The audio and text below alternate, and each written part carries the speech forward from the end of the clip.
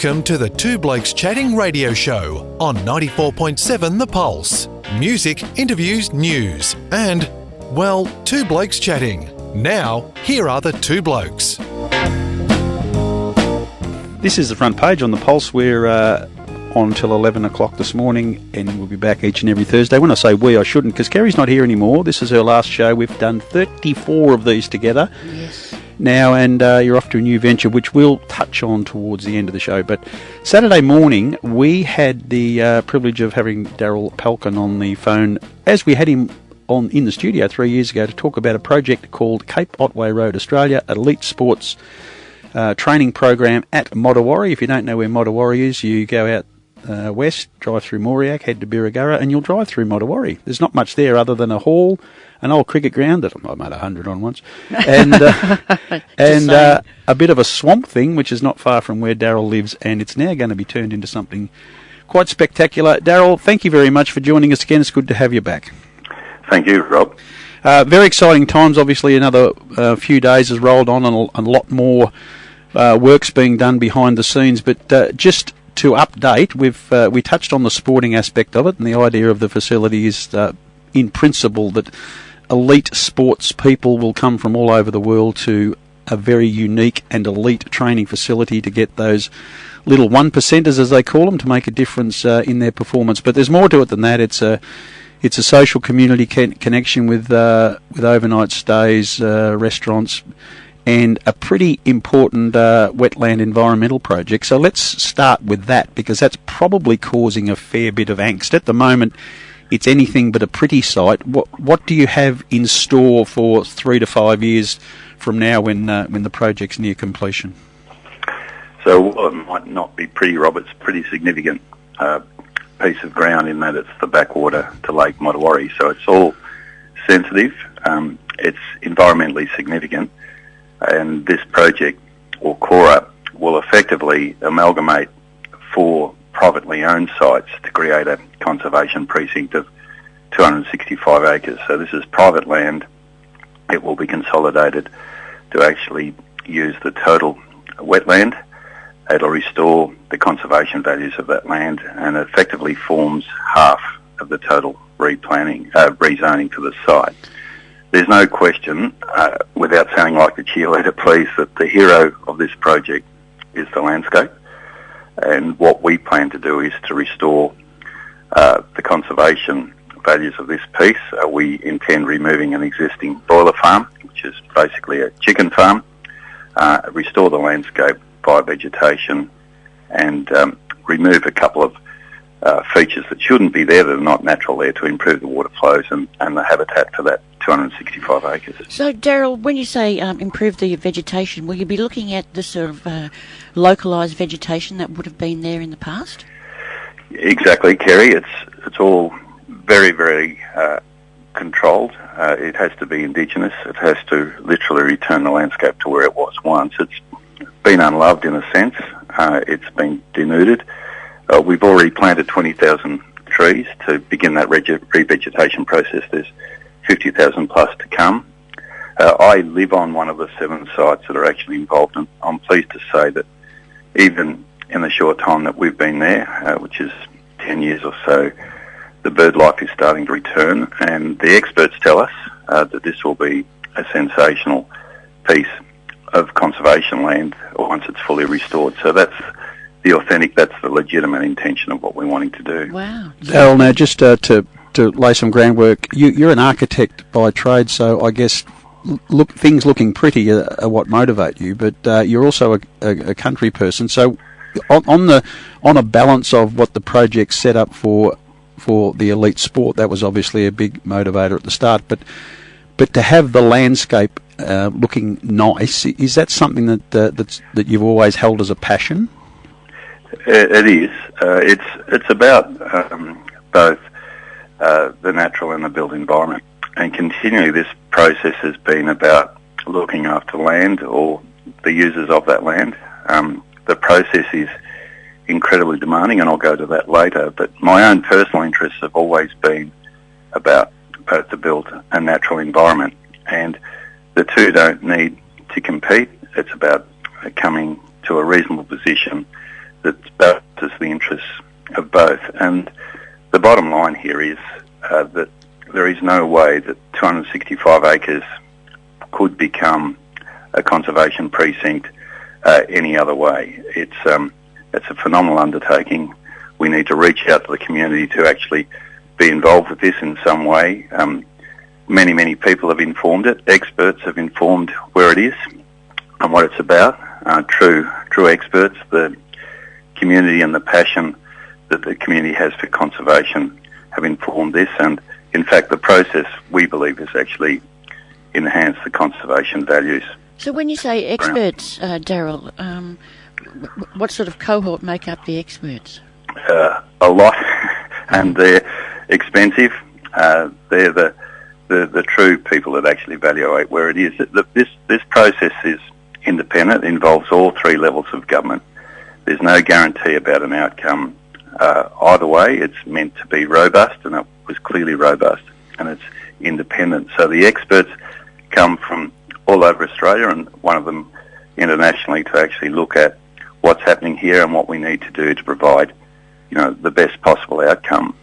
The process, if I just go to this straight away, the planning process, so that everyone understands, your listeners understand, is not about maintaining the status quo. That the planning process is about managing change in the best possible way. It talks continually about a net community benefit, and it talks about evaluating whether the projects are really sustainable.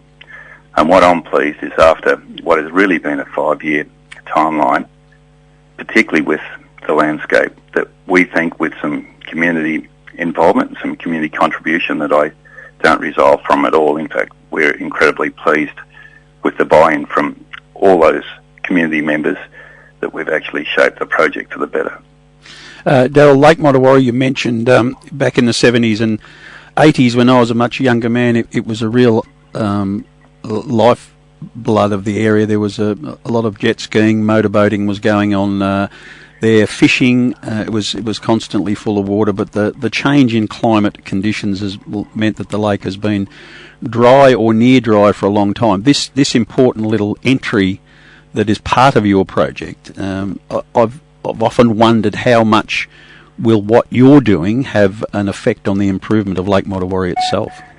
The experts again are telling us that we'll definitely assist them, and there's a lot of measures and performance requirements now enshrined in planning legislation to actually say what that means.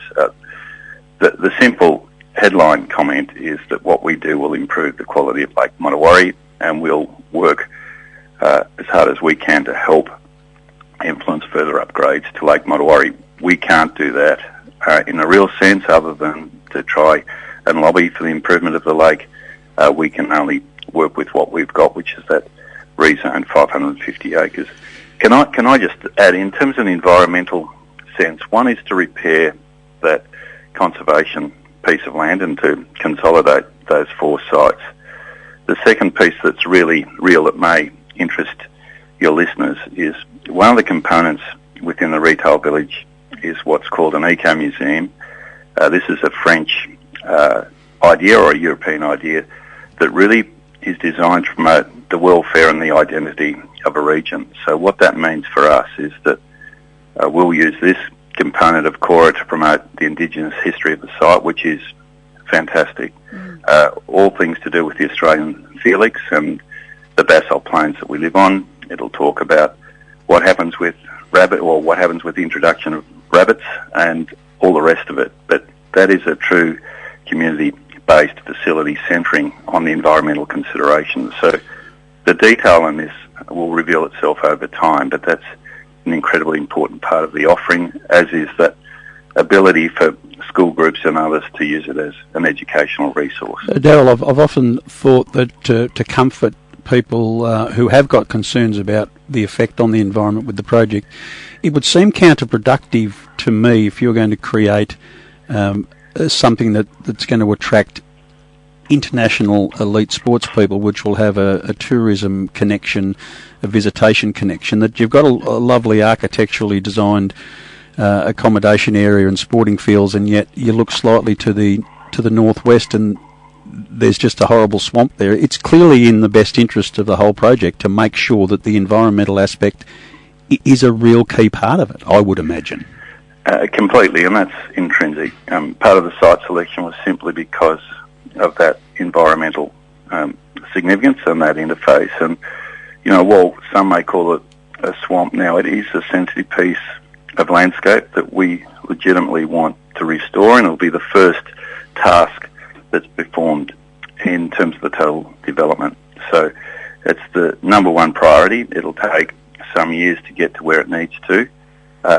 This project, or CORA, is fundamentally about promoting wellness in the broadest possible sense, so both for the person and for the planet. And as part of the environmental credentials of the project, it adopts an environmentally sustainable design approach that is the best in class. Our ambition is to be LEED Platinum. This is an American accreditation. We've been asked, why do you adopt the American citation? And that's because this project literally talks to the rest of the world. Our environmental engineers are guys, a Teller 10 that are primarily in London but also in Sydney. They are really, for us, the best available, and this truly will be a benchmark development. So while people are nervous and suspicious or even sceptical about what the project means, the truth is that now we have enshrined in planning legislation a 265-acre precinct that is nothing more than a conservation precinct, and for business and for private property to do that, it's a significant gesture. Yeah, without doubt. You getting back to the fact that you are an architect, there have been two concerns. One is environmental, which you've explained well. The other one is the eyesore potentially that buildings of this type will do to the lovely landscapies that are around Motuwarri. Now, I'm comfortable that we'll call it a swamp or a sensitive wetland, but I've driven past it all of my life, and it's never ever looked pretty. So let's say that we've ticked that box and we're going to make that look pretty. How have you covered off on the fact that the big part of the project, the part that really brings the people, the athletic area, is not going to be then an eyesore for motorists and people from around the district? So again, we use the best consultants we possibly can. The whole planning process identifies through a whole lot of visual modelling what is appropriate and what is not. So what that means is that the buildings are placed in such a way that they're not readable any more than they need to be from off-site.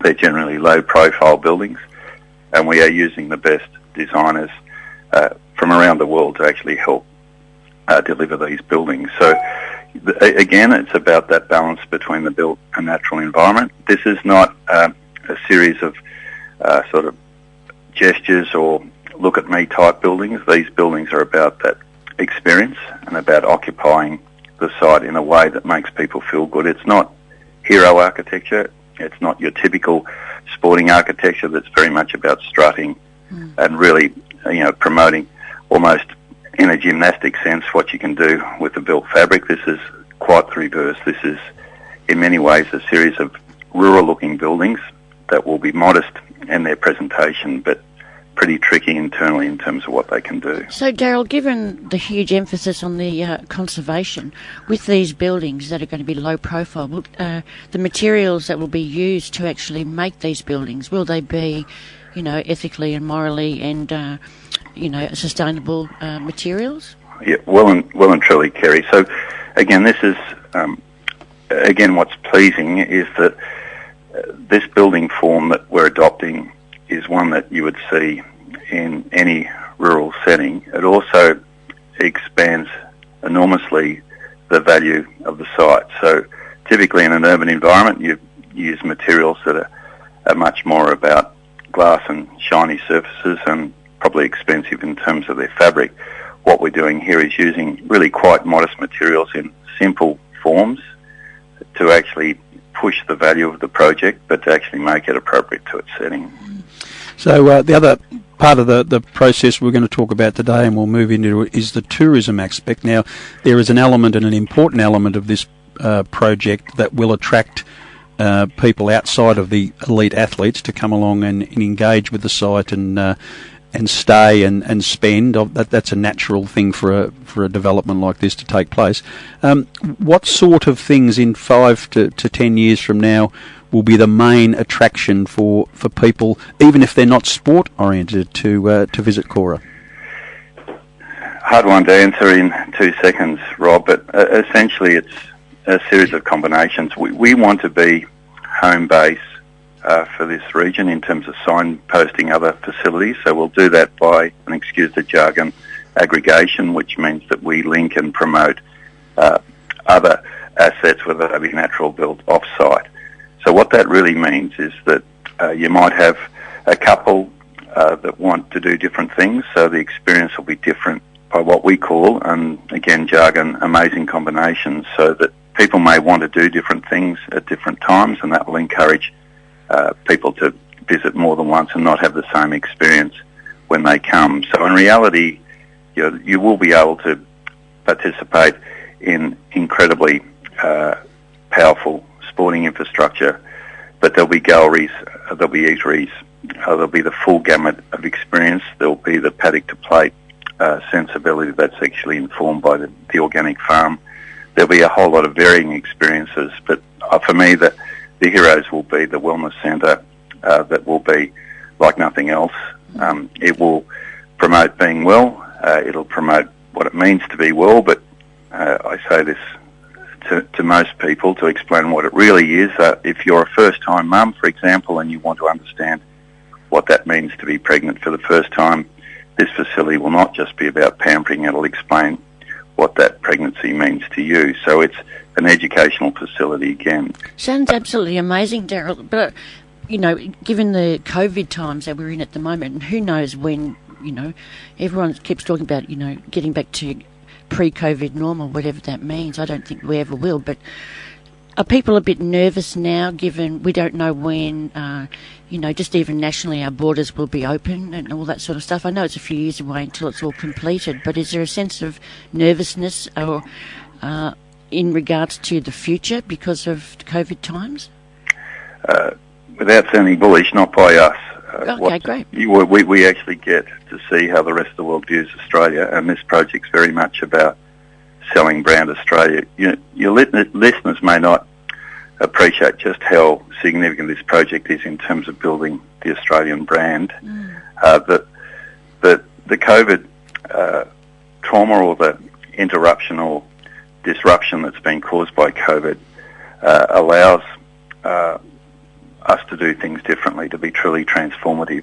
Right. And during COVID, brand Australia and also brand New Zealand have, without question, become stronger brands. So what that really means in terms of the tourist market here for us, or the tourist access to this, people are concerned about the visitation, which we believe in year one will be as high as 350,000 visitors. Many of those people are actually here. The problem in that tourism space is that we're heading towards an annual visitation of this region of about 8 million people. They're already here. It's the highest visitation of any region in Australia. Wow. And this is really significant. It's more than Uluru and Great Barrier Reef put together. The problem is that we get all the downside and not much of the upside. If you're an international tourist, it's the highest visitation for internationals, but we rank 8th in terms of spend. So even if you go across the other side of the bay to the Mornington Peninsula, for an international, the spend is double to what is happening over here. The other issue really with tourism is, our attractions are so weather dependent, which means when the sun's out, we're swamped. We're literally saturated with visitors. It all tends to be on the coast. What CORA will do will start to even that out a bit and promote an hinterland destination, a new journey for new audiences, basically.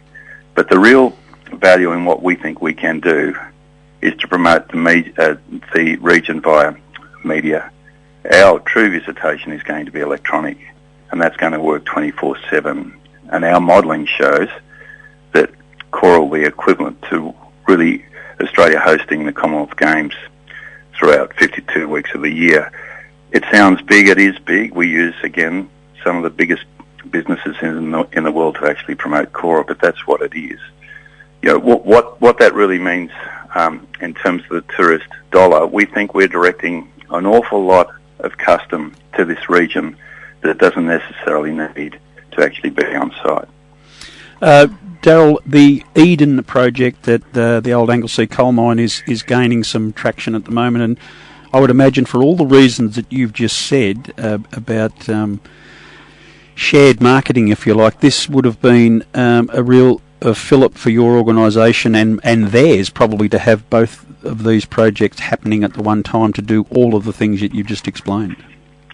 Yes, I mean, and this is probably not said with sufficient information, but our superficial read of the Eden project is they're very much talking about the wellness of the planet, and we believe we're talking about the wellness of the person primarily. So the two are very, very complementary. It's not a Surf Coast offering, but my point is, and the point I want to make most strongly, is this region needs to take responsibility for the type of visitation it's receiving. And at the moment, it's really not delivering any real return or adequate return for what it does. There are just too many people not spending enough. CORA will actually encourage, and the modelling shows this clearly, for people to stop and to stay and to spend, which really has a phenomenal benefit for the whole region. Daryl, we're going to chat to you a bit more with your permission, but we need to take a little break and share some love with our station sponsors. So if you could just put your feet up for a minute, pour another coffee, we'll be back in a couple of minutes while we take a break. You're listening to the Front Page on the Pulse. We're talking to Daryl Pelchen, proponent for the CORA project at Mottawarri, which has just been given the green light by the state government. We'll be back with you very shortly. Welcome back to Front Page 94.7 The Pulse. On the line we have Daryl Pelchen from the CORA project. Daryl, enormous impact on community and almost social upheaval in the region to have something like this plonked in the middle of some properties at a place called Mottawarri. All the way along there's been pretty, well, I'd imagine, I'm happy to call it good community consultation. I was at 3 or 4 meetings where people were called in, you had the hearings at the council, so you've certainly engaged with the community all the way along this project. What aspects of the project leading up to it may be of concern, and what sort of time during the building phase, re-traffic, road damage, etc.? So the project has been very much about social purpose. That ambition is fundamental. This is a long-winded answer to your question, Rob, but it's adopting a social enterprise model, which means to be the largest of its type in the state, and it's there to actually represent the community interest. So whether the consideration is traffic, whether it's landscape, whatever the consideration is, that government are the responsible authority. So the State Planning Minister was requested to be the responsible authority by Surf Coast. The state government appointed the most senior, including the chair of Panels Victoria, to evaluate all the considerations. People are free to read their recommendation in a 165 plus page report that's available online. But the short answer here is this facility is to belong and serve to the region, and the region we call the G21 region, made up of those 5 municipalities. So we will partner with local not-for-profit organisations. The region is blessed to actually have incredibly well-respected organisations in those spaces, and that's about creating employment. It's about creating opportunities for people that are disadvantaged.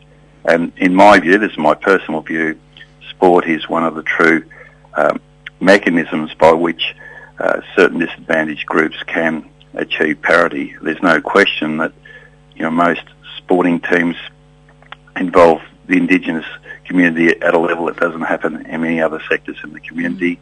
It also actually allows people to have a life that's not necessarily defined by what they're born into. So that the social enterprise model means that we deliberately look for opportunities to actually represent the community and to promote, physical and mental health, to promote inclusion and to promote sort of an aspiration setting and hopefully pride for the total region.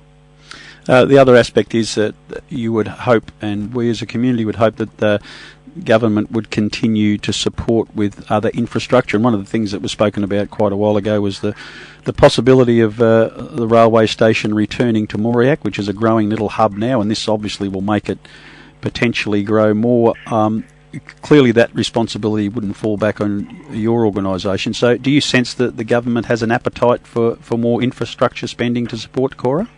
Well, there's no question that CORA has increased the profile of this region in the eyes of government, and we're talking, state and federal. There is absolutely no question about that, and we'll lobby or try and facilitate what we can do to represent the regional interest. Can I just go to jobs for a moment in terms of that regional interest? Your listeners may not be aware that at the moment 46% of the jobs in the Surf Coast Shire are either directly or indirectly related to tourism. This project, as I said on Saturday, will create enormous employment. It'll actually help to address issues to do with both unemployment and underemployment. But we're talking about a diverse range of jobs. We'll have an artist in residence. We'll have all sorts of jobs that are not just centred on sport, but hospitality and cultural activities as well. So it's a diverse offering, and at every level, CORA is to represent this region. It is not to cannibalise existing businesses. The money that comes to CORA is new money. It's money that doesn't come otherwise to this region. Again, our modelling suggests that CORA will actually require more than 100 other businesses to help it operate. What that means, and a simple example here is, if I'm a farmer and I produce good quality product, and we have a signature chef to actually prepare a meal involving that product, if we have a celebrity sports person promoting that, and some of these sports people have social media followings of greater than 80 million, that just elevates the brand every time. And whether it's for a train station or whether it's for elevating good product that we clearly produce, CORA is to be, if you like, a calling card for the rest of the world to promote. Daryl, just coming back to jobs, you're obviously going to be, getting people that have got that skill base that you need, but it also sounds like there's opportunities for people who are disadvantaged or don't have that skill base to actually be part of traineeships or apprenticeships or something like that to actually develop their own skill base. Yep, so that is completely true, Kerry. We've played that out with these not-for-profits over the last 3 or 4 years, and that's intrinsic to what CORA is about. It is to serve the regional interest, and it is to help. It is, it's impossible to get 100 out of 100 for every consideration. We just can't achieve that, and nor do we want to overreach and under-deliver. But we're sure, absolutely 100% confident that working with these highly credible not-for-profit organisations, we can assist large numbers of people in a way that hasn't happened here previously via CORA. Daryl, one last question because we are running out of time. But another key commentary round for the nervous, perhaps ill-informed, sceptical, whatever you like to call it.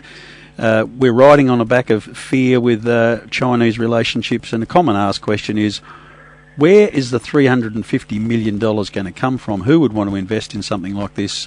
It'd probably be the Chinese. Where is the money coming from? Because it's a staggering amount. It is for us, but it's not in a world sense. The short answer here, Rob, is that we've been offered many times the sums that we need to actually make this project happen. So the offer is there well and truly, or the offers are there well and truly. We are targeting high-quality Australian institutional money, superannuation funds and the like. We want Australia to be promoted here, and we want the money to come from within Australia, and we're absolutely confident that's what's happening. Yeah, it must be reasonably comforting to know that the money is available from the Northern Hemisphere, probably, which will use this mainly for the elite sports program. But ideally, it would be great to have a lot of Australian investment. The excitement, I'm sure, will tick the boxes with some. Are you having those conversations now, and are you excited to think that the majority, or at least a fair chunk of this money, will come from Australia? Without saying exactly who stumps it up, because that's yet to play out, the commercialisation of that will play out over the next little while. But again, our confidence is that a large portion of this funding will come from within Australia, again via quality institutional funds. No, that's excellent. We wish you best. We appreciate your time. You've spent nearly an hour with us now, and if you want to go back to the previous half hour, way back in 2017. That's a lot of time you've given to this humble little radio station. We appreciate it. I look forward to following this with interest, and I think you've answered a lot of questions this morning that were of concern, and we hope now that there's more local buy-in. I just get the sense that there has been from where I operate around that since the announcement came through, a lot of people have given it up as a bit of a myth, but it's clearly regenerated enthusiasm, which is obviously great, and it's now there for you to build on. We're only too pleased, Rob. I mean, we're grateful. This will be promoted very heavily, around the world, but it's important that we have this project, really belonging to the community. So really the answer is any time, Rob. We will update your listeners via the website, and ultimately there'll be an information building sitting on site. So we're more than happy. And just on that, if people want more information, and there's a particularly spectacular architect drawing of what the facility will look like in the future, it's quite staggering. So is it just a matter of typing in CORA in the engine and you should be able to find it?